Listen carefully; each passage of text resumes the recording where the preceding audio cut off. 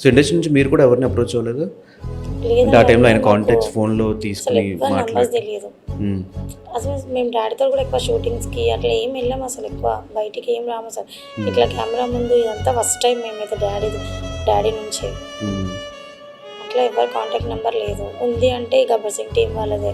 మా హ్మ్. బాబాయ్ వాళ్ళతో అన్నీ చెప్తానే ఉన్నా, అడుగుతున్నా. ఎక్కడికన్నా ఏమన్నా హెల్ప్ అడుగుదామని చెప్పి. వాళ్ళు కూడా ట్రై చేసిర్రు గానీ కుదరలేదు. అందరూ హ్మ్. అంటే చిరంజీవి వాళ్ళ మదర్ కూడా అప్పుడు బాలేదంట. అంటే అక్కడికెళ్దాం అనుకున్నాం. వాళ్ళ మమ్మీ బాలేదని చెప్పేసరికి అక్కడ డ్రాప్ అయిపోయినాం. ఇక పెద్ద పెద్ద వాళ్ళ దగ్గరికి ఎక్కడికెళ్ళాలన్నా కానీ మంచు విష్ణుకి కాల్ చేశాం. అసలు ఎన్ని కాల్స్ చేసినా వాళ్ళ పిఏ బయటున్నాడు. ఇదే ప్రభాస్ అసిస్టెంట్‌కి కాల్ చేసిన ప్రభాస్ సీను.